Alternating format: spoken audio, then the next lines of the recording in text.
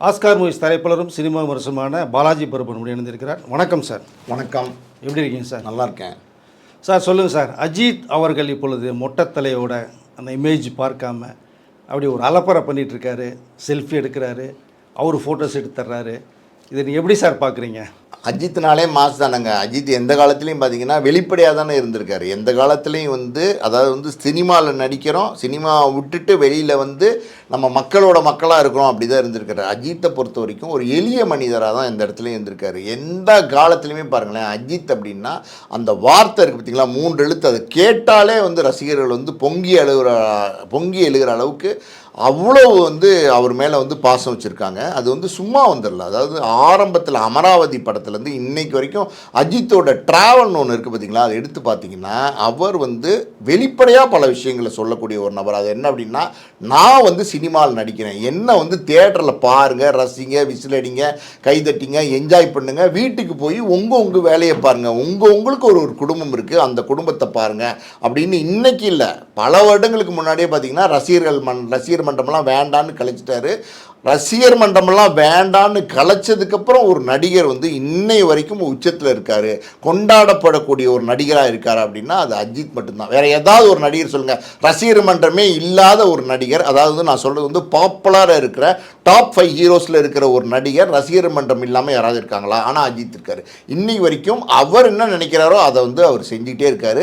அவர் 3ஆக தன்னுடைய வாழ்க்கையை பிரிச்சுக்கிட்டார். ரஜினி சொன்னார்ல 8 பிரித்து பார்க்கணும்னு சொன்னார்ல, அஜித் 3 விதமாக அவர் தன்னுடைய வாழ்க்கையை பிரிச்சுட்டார். ஒன்று பார்த்தீங்கன்னா அவருடைய ப்ரொஃபஷனல் லைஃப், இன்னொன்று பார்த்தீங்கன்னா அவருடைய பர்சனல் லைஃப், இன்னொரு லைஃப் பார்த்தீங்கன்னா அவருடைய பேஷன்காண்டி ஒரு லைஃப். அது இன்னைக்கு சினிமாவில் பெரிய உச்சத்தை அடைஞ்சிட்டாரு, பெரிய பாப்புலாரிட்டி அடைஞ்சிட்டாரு. எல்லாம் இருந்து கூட நம்மளுடைய ஆசைன்னு ஒன்று இருக்குது பார்த்தீங்களா, அதை நம்ம அடையணும் அப்படிங்கிறதுக்காண்டி கிட்டத்தட்ட இன்னைக்கு பல கோடி ரூபா செலவழித்து இப்போ இந்த துபாய் ரேஸ்ல எல்லாம் தொடர்ந்து கலந்துட்டு இருக்காரு. அதாவது உலகத்திலே எந்த நடிகனும் பார்த்தீங்கன்னா தன்னுடைய கிட்டத்தட்ட 200 கோடி ரூபா சம்பளம் வாங்குறாரு. அந்த சம்பளத்தை விட்டுட்டு நம்ம பேஷன் தான் நமக்கு முக்கியம், நமக்கு பேஷன் வேணும், நம்ம ஆசையை நம்ம அடையணும் அப்படின்னு அவர் ஆசைக்காண்டி போய் ஒரு விஷயத்தை பண்ணுறாங்களா அப்படின்னா இல்லவே இல்லை. ப்ரொஃபஷன் சினிமான்னு அந்த சினிமாக்குள்ளே இருந்து எப்படி சம்பாதிக்கணும் அப்படிங்கிற இலக்கோடு தான் இன்றைக்கி பல பேர் இருந்துகிட்டு இருக்காங்க. நம்ம ஒரு உதாரணத்தை சொல்லணும்னா, அதாவது அஜித் பேஷனை நோக்கி போகிறார், விஜய் பார்த்திங்கன்னா அவர் அரசியல் நோக்கி போகிறார். அரசியல் நோக்கி போகிறதுல ஒரு உள்நோக்கம் இருக்கா அப்படின்னா ஒரு உள்நோக்கம் இருக்குது. எதுவுமே இல்லாட்ட கூட ஒரு முதல்வர் நாற்காலி அடையணுங்கிற ஒரு லட்சியத்தோடு போகிறாரு. ஆனால் அஜித் தன்னுடைய ஆசைக்காண்டி இந்த மாதிரியான விஷயங்களை செஞ்சிட்டு இருக்காரு. தான் நினைச்ச வாழ்க்கையை வாழணும் அப்படின்னு நினைக்கிறார் அஜித். அப்படிப்பட்ட ஒரு நல்ல மனிதர் அஜித். கேட்டிங்கல்ல, அதாவது மொட்டை போட்டுட்டு இன்றைக்கி கேஷுவலாக இருக்கார் அப்படின்னா, அதாவது சார் எப்படி எந்த லுக்கில் பார்த்தீங்கன்னாலும் அஜித் ஹாலிவுட் நடிகர் மாதிரி இருக்கார். ஒரு ஹாலிவுட் நடிகர் எப்படி இருப்பாரோ அதே அமைப்பு. அவர் இப்போ மொட்டை போட்டுட்டு சும்மா சின்ன பேட்டிகள்லாம் அங்கே லோக்கலில் கொடுத்துட்ருக்காரு. நீங்கள் போய் பாருங்கள், எக்ஸ்ட்ராடனரியாக இருக்குது. அவ்வளோ இங்கிலீஷ்லாம் பார்த்தீங்கன்னா அவ்வளோ ஃப்ளூயண்ட்டாக பேசுகிறாரு. அவரோட லுக்கு, ஸ்டைலு எல்லாமே பார்த்தீங்கன்னா எக்ஸ்ட்ராடனரியாக இருக்குது. இதுக்கு முன்னாடி முதல்ல ஒரு நடிகர், இந்த விஷயத்தையும் நம்ம பதிவு பண்ணணும், அதாவது சால்ட் அண்ட் பெப்பர் லுக்கில் வந்தாரா அப்படின்னா யாருமே வந்ததில்லை. அஜித் ஃபஸ்ட்டு டைமாக சால்ட் அண்ட் பெப்பர் லுக்கில் திரையிலே காட்சி அளித்தார். அதுக்கப்புறம் பார்த்தீங்கன்னா அந்த எப்படி சொல்கிறது, அந்த பெப்பர் லுக்கெல்லாம் போய் மொத்தமாகவே சால்ட் லுக்கில் இப்போ வெளியில் வந்துட்டார். இன்றைக்கி மொட்டையெல்லாம் அடிச்சுட்டு கேஷுவலாக எல்லா இடத்துலையும் வராரு, எல்லா காணொலியிலையும் வெளியில் வராரு, பேசுகிறாரு, ரசிகர்கள் பார்க்குறாங்க. அதாவது இமேஜ்னு ஒன்று இருக்குல்ல, அதை மெயின்டைன் பண்ணுவாங்க மற்ற ஹீரோலாம். ஆனால் அஜித்தை பொறுத்த வரைக்கும் அந்த இமேஜ் மெயின்டைன் பண்ணணும் அதெல்லாம் அவருக்கு மனசுலேயே கிடையாது.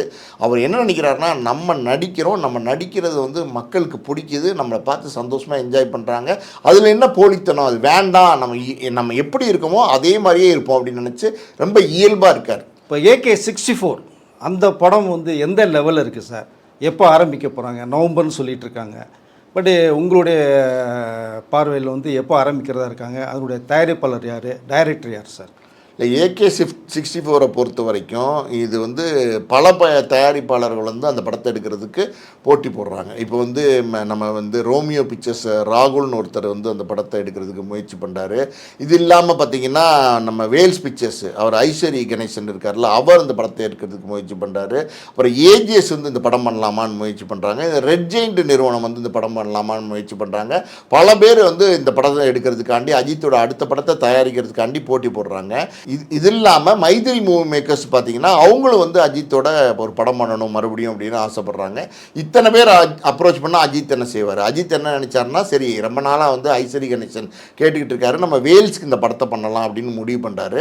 வேல்ஸ்கிட்ட சொல்லி ஸ்டார்ட் பண்ணலாமா அப்படின்னு கேட்கும்போது இந்த காஸ்ட் ஆஃப் ப்ரொடக்ஷன் இருக்குது பார்த்தீங்களா, அது பெரிய லெவலில் இருக்குது, அதாவது வந்து பெரிய பட்ஜெட் படமாக இருக்குது அப்படிங்கிறதுனால வேல்ஸ் வந்து கொஞ்சம் தயக்கம் காட்டுறாங்க.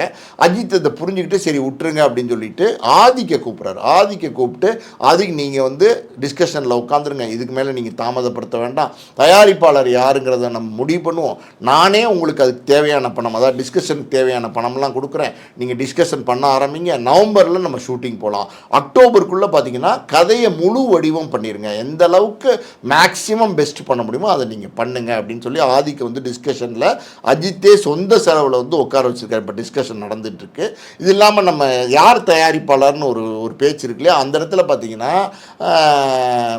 இது மைத்ரி மூவி மேக்கர்ஸ் என்ன சொல்கிறாங்கன்னா, அவங்க ஒரு டேரக்டர் சொல்கிறாங்க, நாங்கள் ஒரு டேரக்டர் சொல்கிறோம், தெலுங்கு டேரக்டர், இந்த தெலுங்கு டேரக்டர் வச்சு இந்த படம் பண்ணலாமா அப்படின்னு அஜித் கேட்குறாங்க. அப்போ அஜித் என்ன சொல்கிறாருன்னா, இல்லை நான் வந்து ஆதிக்கு வந்து வார்த்தை கொடுத்துட்டு என்னோட அடுத்த படத்தை வந்து ஆதிக் தான் பண்ண போகிறாரு, அதனால் ஆதிக்கோடு சேர்ந்து பண்ணுறதா இருந்தால் சொல்லுங்கள் அப்படின்னு சொல்லிட்டாரு. ஸோ மைத்ரி மூவி மேக்கர்ஸும் இல்லைன்னு ஆகிப்போச்சு.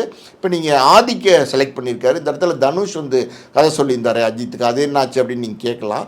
தனுஷ் சொன்ன கதையை வந்து இப்போதைக்கு அஜித் பண்ணலை, கொஞ்சம் தள்ளி வச்சிருக்காரு, உடனே வந்து அஜித் பண்ணலை. ஸோ ஆதிக்கோட தான் அடுத்த படம் பண்ணுறாரு. ரோமியோ பிக்சர்ஸ் ராகுல் தான் வந்து அஜித்தோட அடுத்த படத்தை பண்ண போகிறாருங்கிறது இது வரைக்கும் உள்ள தகவல். ரோமியோ பிக்சர்ஸ் ராகுல் பொறுத்த வரைக்கும் ஜனநாயகன் படத்தை வந்து வாங்குறதுக்கு முயற்சி பண்ணிட்டு இருந்தார். ஜனநாயகன் படம் வந்து பார்த்திங்கன்னா தமிழ்நாடு மட்டுமே 100 கோடி சொல்கிறாங்க. ஸோ இது பெரிய விலையாக இருக்கே, இந்த விலைக்கு வாங்கினா இந்த கலெக்ஷனை எடுக்க முடியுமா அப்படின்னு ஒரு தயக்கம் வந்து ரோமியோ பிக்சர்ஸ் ராகுலுக்கு இருக்குது.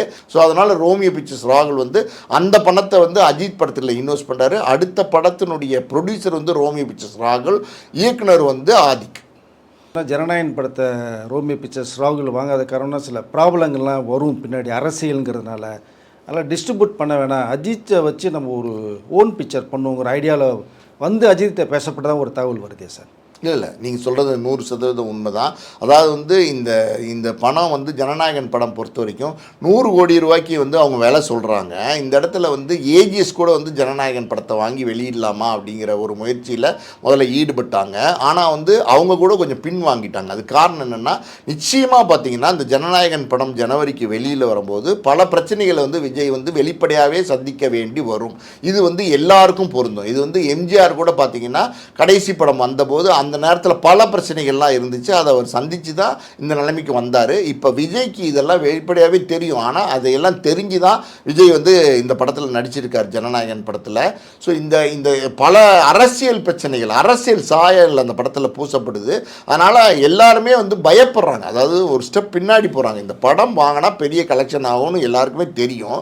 தெரிஞ்சும் கூட வந்து ஒரு ஸ்டெப் பின்னாடி போகிறதுக்கு காரணம் என்னென்னா, ஒருவேளை அரசியல் சாயம் பூசி இந்த படத்தை பெருசாக ஓட விடாமல் பண்ணிட்டாங்கன்னா, அது ஒரு உதாரணத்துக்கு சொல்லணும்னு வச்சுக்கோங்க, பாபா படம் வெளிவந்த போது பாட்டாளி மக்கள் கட்சியோட ஒரு சின்ன கருத்து வேறுபாடு, அந்த கருத்து வேறுபாடு காரணமாக வந்து பார்த்திங்கன்னா அந்த படத்தினுடைய பெட்டியெல்லாம் கூட தேட்டர்லேருந்து தூக்கிட்டு ஓடினாங்க. இந்த மாதிரி சில அசம்பாவிதமான சம்பவங்கள்லாம் அப்போ நடந்துச்சு. இப்படியெல்லாம் ஏதாவது நடந்தால் சிக்கலாயிரும், நான் போட்ட பணத்தை எடுக்க முடியாமல் போயிடலாம் அப்படிங்கிற ஒரு தயக்கத்தின் காரணமாகவும் எல்லாருமே வந்து அதிலேருந்து பின்வாங்கிட்டாங்க.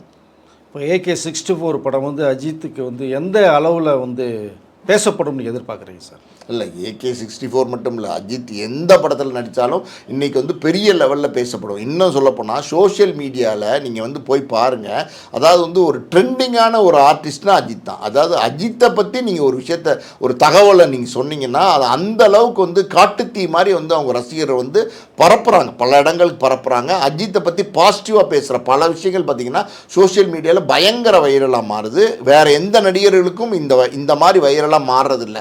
அஜித்தை வந்து அஜித்தோட ரசிகர்கள் பல மடங்கு வந்து நேசிக்கிறாங்க. நான் முன்னாடியே சொன்ன மாதிரி ஒரு ரசிகர் மன்றம் வேண்டாம், அது வேண்டாம், இது வேண்டாம் எல்லாம் சொல்லி ஒதுங்கி போனால் கூட அவரை வந்து பெரிய லெவலில் வந்து ரசிகர்கள் கொண்டாடுறாங்க. பெரிய லெவலில் அவர் படம் ரிலீஸ் ஆகும்போது தேட்டரில் போய் ஆர்ப்பாட்டம் பண்ணி, அதாவது வந்து என்ஜாய் பண்ணி படத்தை பார்க்குறாங்க. அப்படி இருக்கும்போது அவருடைய 64 அது இது குட் பேட் அக்லி இதுக்கு முன்னாடி ஆதிக்கு வந்து பெரிய வெற்றி படமாக மாற்றி கொடுத்துட்டாரு. பெரிய லெவலில் பார்த்தீங்கன்னா அஜித்தோடைய கேரியர்லேயே பார்த்தீங்கன்னா பார்த்தீங்கன்னா மிகப்பெரிய ஒரு சக்ஸஸ் படமாக குட் பேட் அக்லி மாறிடுச்சு. இந்த இடத்துல பார்த்தீங்கன்னா அந்த அந்த அதே இயக்குனர் வந்து இந்த படத்தை மறுபடியும் பண்ணுறாரு அப்படின்னும் போது அதுக்கு எக்ஸ்பெக்டேஷன் வந்து டபுளாக இருக்குது. ஆடியன்ஸுக்கிட்டையும் வந்து பெரிய எக்ஸ்பெக்டேஷன் இருக்குது, வியாபாரமும் வந்து பெரிய வியாபாரம் ஆகிறதுக்கான வாய்ப்பு இருக்குது. இந்த படத்தினுடைய எக்ஸ்பெக்டேஷன் வந்து பல மடங்கு இருக்குது.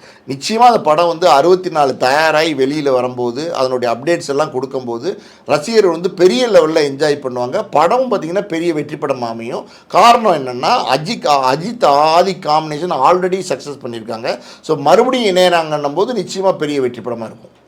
நீங்கள் ஆஸ்கார் மூவிஸினுடைய அந்த தயாரிப்பு நிறுவனத்திலிருந்து விஜய் அவர்களை வச்சு விஷ்ணு ஒரு படம் நீங்கள் பண்ணியிருக்கீங்க. அவரோட 5வது படம்னு வேறு நான் கேள்விப்பட்டோம். அந்த சமயத்தில் வந்து அஜித்தும் மிகப்பெரிய அளவில் பேசப்பட்ட ஒரு நடிகர், ஈக்குவலாக 2 பேர் வந்துட்டு இருந்த டைம்.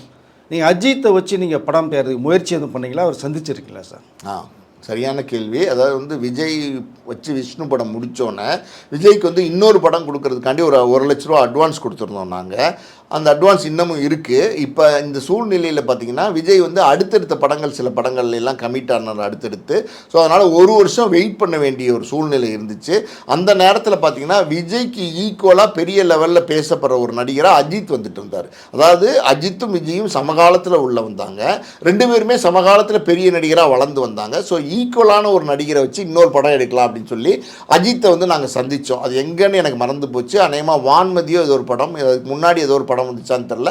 அந்த படம் ஷூட்டிங்கில் வந்து சந்தித்தோம் நாங்கள் அஜித்தை சந்தித்து எங்களுக்கு ஒரு படம் பண்ணுங்க, இப்போ நாங்கள் விஷ்ணு பண்ணியிருக்கோம் விஜய் வச்சு அப்படின்னு சொன்னோன்னே அஜித் வந்து ரொம்ப சந்தோஷமாக அந்த படத்தை பண்ணி கொடுக்குறதுக்கு ஒத்துக்கிட்டாரு. ஆனால் அதுக்குள்ளே பார்த்தீங்கன்னா சில கன்ஃபியூஷன்ஸ் இருந்துச்சு. அந்த நேரத்தில் பார்த்தீங்கன்னா நாங்கள் வந்து பிரசாந்தை வச்சு ஒரு காதல் ரோஜான்னு ஒரு படத்தை வந்து அறிவிச்சிருந்தோம். ஸோ ஒரே நேரத்தில் 2 படம் பண்ண வேண்டாமே அப்படிங்கிற எண்ணத்தில் வந்து இந்த படம் பண்ண முடியாமல் போச்சு. அது ஒரு பக்கம். இது இல்லாமல் பார்த்தீங்கன்னா இன்னொரு சந்தர்ப்பத்தில் நான் அஜித்தை வந்து ரொம்ப நேரடியாக ரொம்ப பர்சனலாக சந்திச்சிருக்கேன். அது எங்கே அப்படின்னா அஜித் வந்து கிட்டத்தட்ட எனக்கு தெரிஞ்சு தீனா ரிலீஸ் ஆகிறதுக்கு முன்னாடி ஷாலினியோட ஒரு கல்யாணம் ஆயிடுச்சு. அந்த காலகட்டங்களில் பார்த்திங்கன்னா மறுபடியும் எத்தனையோ விபத்துகளை சந்திச்சிருக்காரு. அப்போ இதே மாதிரி ஒரு விபத்து, அதாவது பைக் ரேஸில் ஏதோ ஒரு ஆக்சிடென்ட் ஆகி அவருக்கு வந்து முதுகுத்தண்டில் ஒரு ஆப்ரேஷன் பண்ணி அப்போலோ ஹாஸ்பிட்டலில் வந்து அட்மிட் பண்ணியிருந்தாங்க.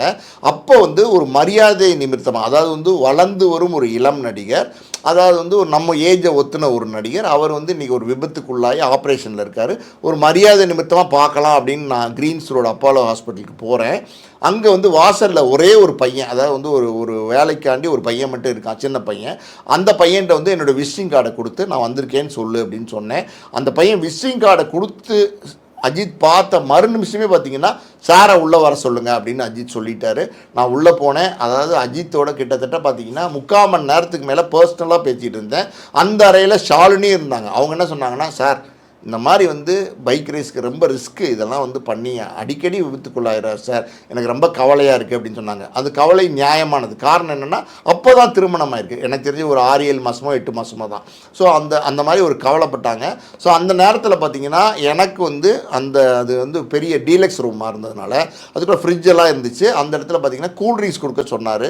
எனக்கு சைனஸ் ப்ராப்ளம் பல வருடங்களாக பார்த்தீங்கன்னா கூல்ட்ரிங்க்ஸ் குடித்தா உடனே தலைவலி வந்துடும். நான் உடனே இல்லை சார் எனக்கு சைனஸ் ப்ராப்ளம் இருக்குது வேண்டான்னு சொன்னேன்.